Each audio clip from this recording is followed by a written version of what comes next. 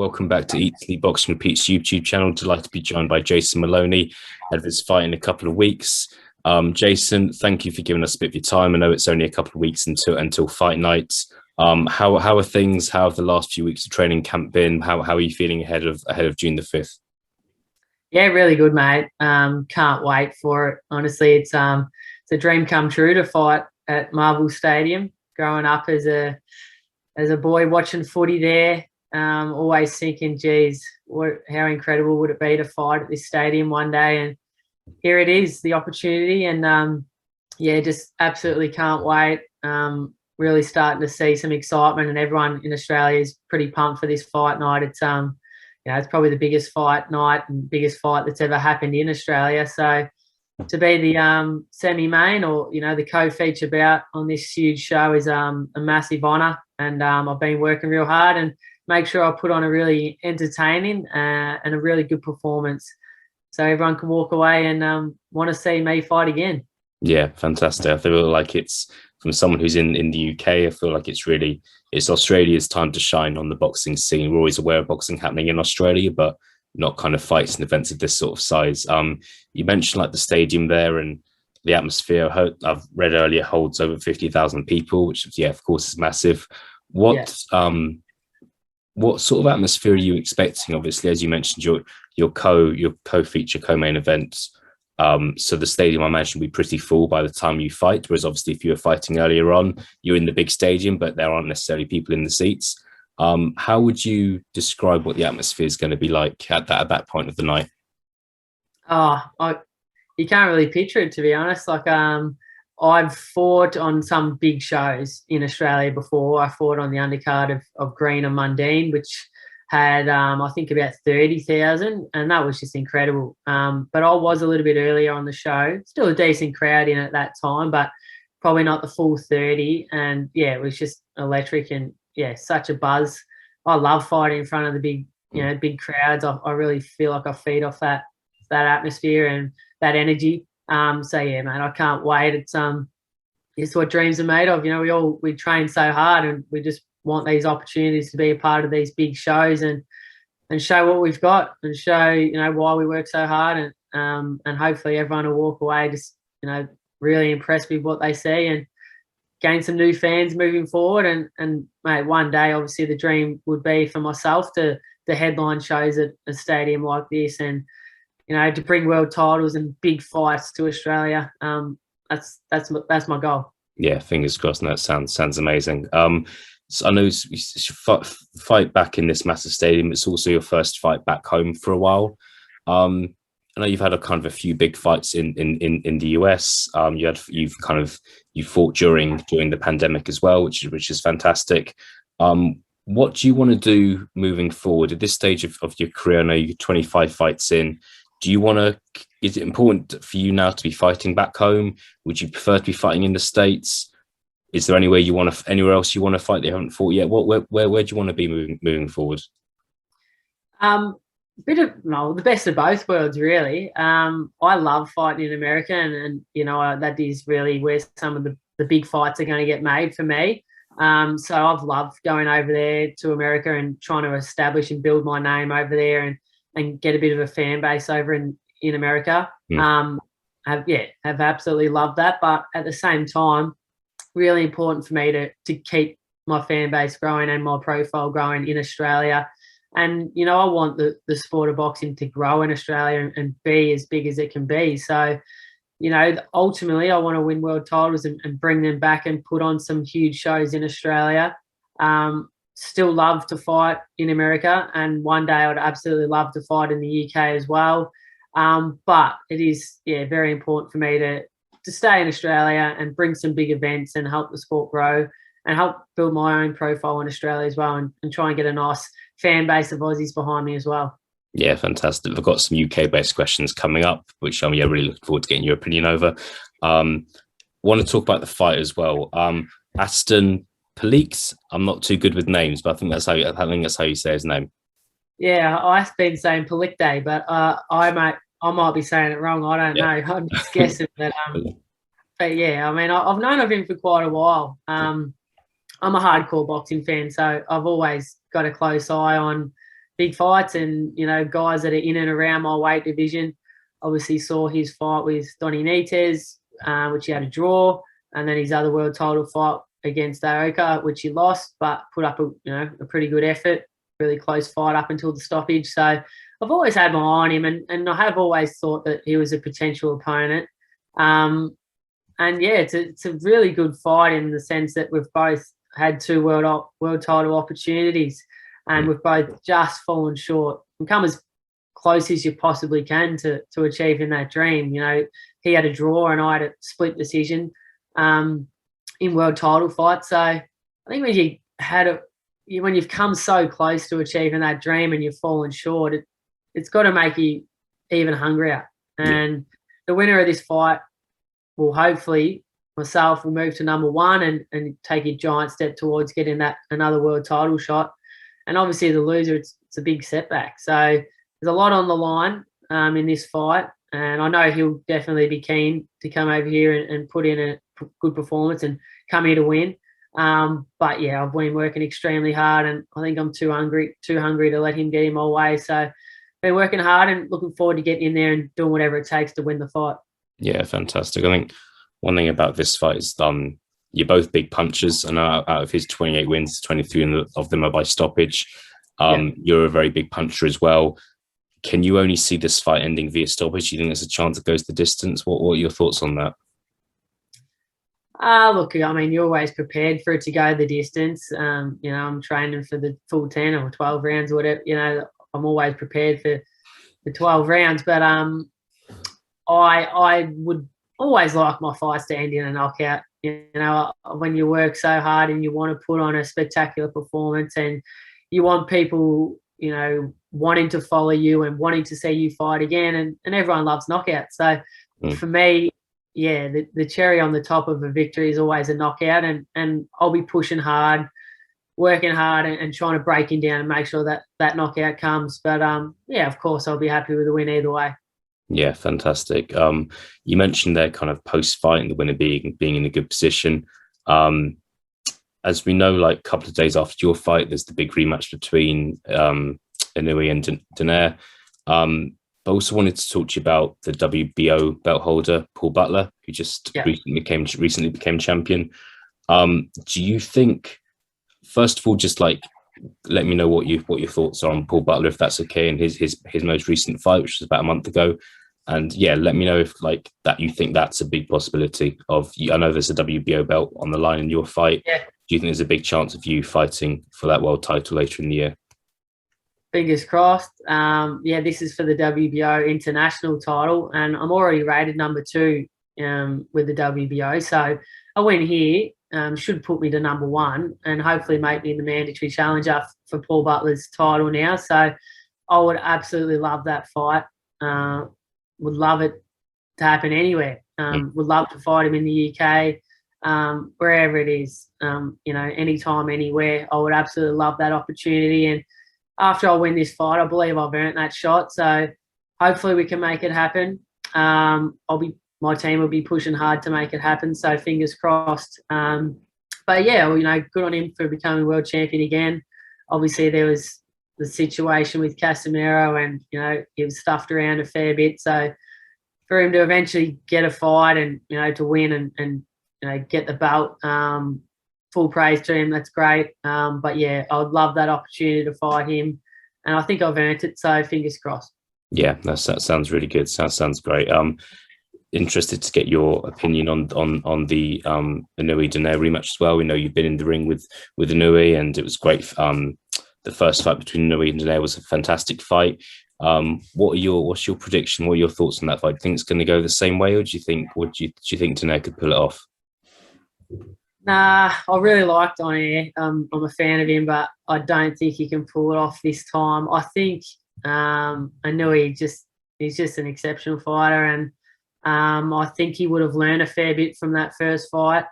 I think he's improving still and getting better as well. And I think, if he didn't get caught with that big shot and, fracture his eye socket and sort of have that double vision during that fight, I think he would have warmed into it and, probably got onto him later in the fight. So I think this time around, Inoue will probably beat him mid to late rounds. I reckon he might even get the stoppage. But yeah, it's going to be a cracker of a fight. I'll definitely have my eyes glued to that one, and certainly interested to see the outcome. And yeah, I mean, if we can't make the Butler fight, then I'll be in a good position with the other sanctioning bodies as well.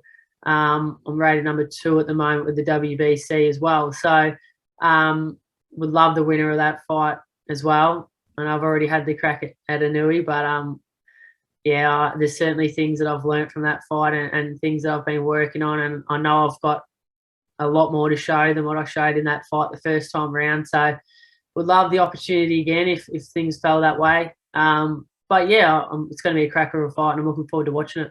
Yeah, no, fantastic. You mentioned, yeah, it'd be fantastic to see you have another crack at Inoue as well. And you mentioned like how much of an exceptional fighter he is there. I don't know if you're a fan of pound for pound lists. Some people are, some people aren't. Some people talking about Canelo going down from 1 to 6 or 1 to whatever. But if you are a fan, don't feel need to answer this question. But if you are a fan, how highly do you rate Inoue? Yeah, I do like the pound for pound list, and I'm a hardcore boxing fan, as I said, so I do look at those things and pay attention to those things. So I thought, firstly, what you said about Canelo dropping so far, I thought that was just so ridiculous. I mean, this whole culture where you got to be undefeated and things like that is just ridiculous. And he dared to be great and stepped up and gone all the way to light heavyweight and fought a great fighter in Bivol, and for him to lose and just be tarnished so much and go all the way down that low, I think, yeah, just a real shame. And that's probably what makes people not want to take those big risks, because people just write you off and set you so far back when you get a loss. So it's just stupid. But I still rate Canelo very highly on the list. You could probably drop into number 2 maybe. I'd probably have Inoue at maybe number 3. But you can only fight who's in front of you, and you can only fight who's in and around your weight division. And I think, he's looked exceptional. He's won world titles at multiple weights, and never, apart from the first Inoue fight, first Donaire fight, never really been pushed. So you'd only put him at number 3 because he hasn't had a real challenge.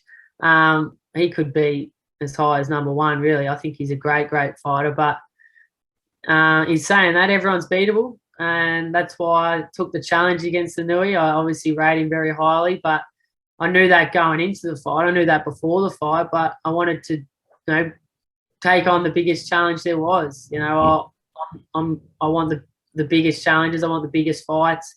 I'm not here to pad my record or, protect myself. I want to be the best that I can be and take on the best. So yeah, I think I rate him very highly. Yeah.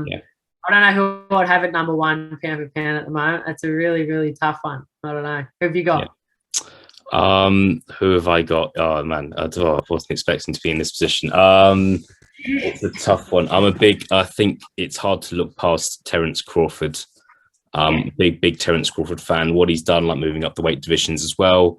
I think he's looked extremely good at welterweight. He's never really come close to losing a fight. Right. But it's a real tough one. It's the sort of thing you could sit down with someone for 3-4 hours and debate everyone's top 10. That's right. And Crawford in the same sense as well.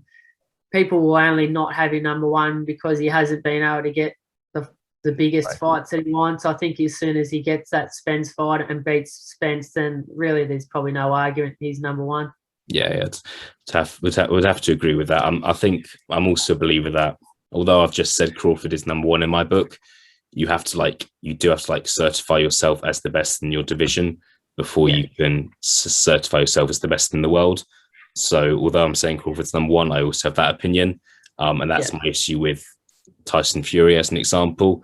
A lot of people see him as the best heavyweight, but he does need to fight the winner of Usyk Joshua 2 to certify himself as the best in the division, get all the belts together if possible. So it's a tough one. I'm sure we could be here all day. gets undisputed at 140 and 147. That's a pretty bloody good resume. So yeah, 100%, 100%. Cool. Just got a couple more questions for you, Jason. Interested to get your thoughts about the main event as well. Undisputed lightweight championship, George Kambosos, Devin Haney. What are your thoughts? What's your prediction for this one? It's tough fight. It's a really tough fight to pick, and that's what makes it so intriguing and so interesting, and hopefully get a lot of attention and a lot of people watching, because I really rate Haney, and I really did rate Teofimo Lopez as well. And I honestly, you always want to back your countrymen and, back the Aussie. And I wanted George to win against Lopez, but I just didn't think he could do it, to be honest. So when he went out there and did what he did against Lopez, it was just exceptional and really proved how good George is. So as hard of a fight as I think the Haney fight is, you can't write him off, and I think he can do it again. I think stylistically he matches up quite well with Haney, in the sense that Haney can, pot shot a bit and sit back and, not press the action too much. And George will really come to work. He's a fit guy. He's a workhorse. He throws a lot of punches. So I think he can really edge quite a few of the rounds if you can keep that work rate up and not walk into any of Devon's shots or traps. So I think it's going to be a really, really good fight. I'm going to just edge and just pick Kambosos to win it. So, which would be incredible, mate, if he can win that. It's so big for Australian boxing, and obviously so big for himself, to become, I think he already is undisputed, but to become no arguments undisputed would be, just unreal. So I'm backing the Aussie. Yeah. Just, do you think that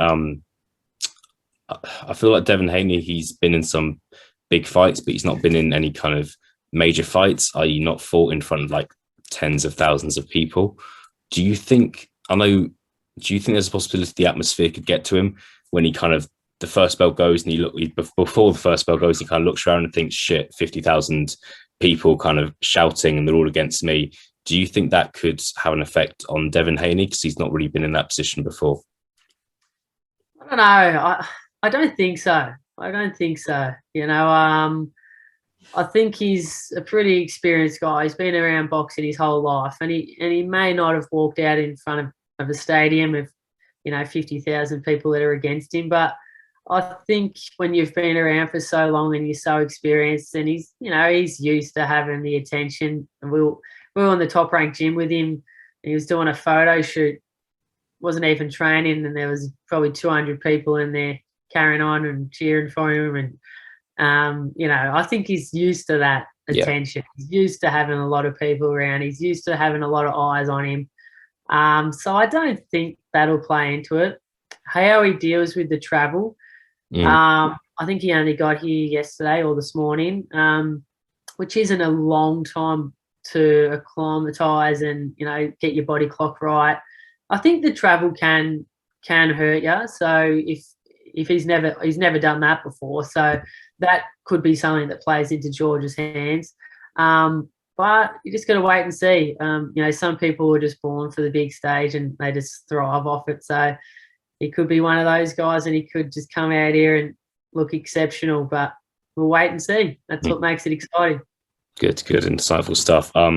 Final question from me, Jason. You mentioned you're a big hardcore boxing fan. We're a British boxing outlet. If you were to talk to a casual fan in Australia and tell them about one British fighter that they have to see, that they have to look out for, can be anyone. Who do you like? Which British fighters do you like watching at the moment? Jeez, that's a tough one. I like Josh Taylor. Who else? Jeez, I don't know. I like Jordan Gill. I like his last fight. That was a cracker. I like a lot of British fighters, but I had to just pinpoint one. But yeah, I guess those are two guys that just jump out at me that I like watching them fight. But there's some great fights, and love the way you guys get behind your fighters and the atmosphere you guys have at your fights. And I would absolutely love to fight over there one day, and form a bit of a fan base over there. That'd be incredible. Fantastic stuff. Well, really hope that happens one day. It'd be great to meet you in person, Jason. All the best for June the 5th. But yeah, best of luck. Really, I know it's a big stage for you, but I know you'll go out there and smash it. And yeah, that's it really. But yeah, once again, thank you for your time. All the best for a couple of weeks' time, and we will speak to you soon. Okay. Good on you, mate. Appreciate it. Thanks, Ace. Cheers, Jason. Take care. Bye.